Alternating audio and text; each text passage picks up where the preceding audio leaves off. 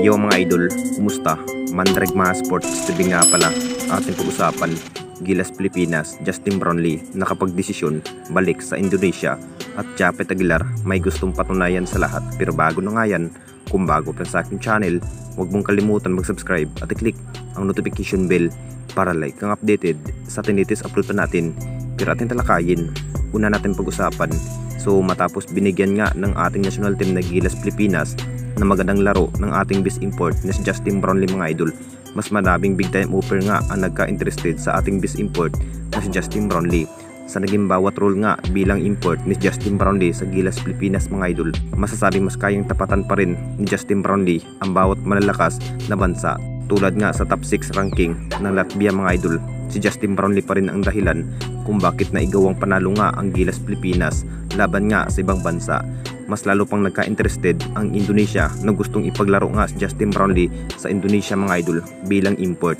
Masasabing dalawang bansa pa rin ang mas kinakailangan ni Justin Brownlee kung saan siyang gustong makapaglaro dahil malapit na rin ang pagsisimulan ng panibagong season ng ating liga. Masasabing kahit laglag na nga ang Gilas Pilipinas sa FIBA Olympic mga idol, mas kinakailangan pa rin ang kupunan ni Justin Brownlee na maghahanda para sa pinabagong season. Marami pa rin ang nagsasabi mga idol na mamakaawa nga ang Pelita Jaya mga idol para makapaglaro ang ating best import si Justin Brownlee sa Indonesia. Pero nakapagdesisyon na rin si Justin Brownlee na hindi muna maglalaro sa ibang bansa gaya nga sa Indonesia mga idol, dahil si Justin Brownlee pa rin ang magiging import ng Barangay Nibra para sa pinabagong conference ng ating liga. At dito na naman tayo sa isa pa nating balita. Japet Aguilar may gustong patunayan.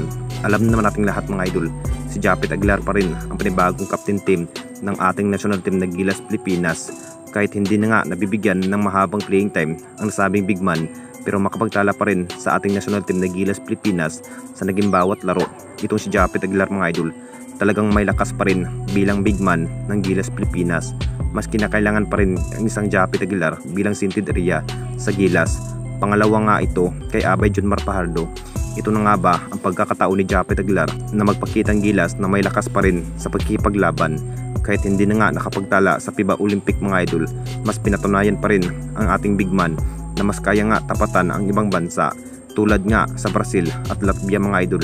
Kahit pinagbago nga ang bawat role ang player ng Gilas Pilipinas, tulad nga kay Dwight Ramos bilang iskate sa Gilas Pilipinas, masasabing maganda nga ang bagong plano ni Coach Tim sa susunod na lineup.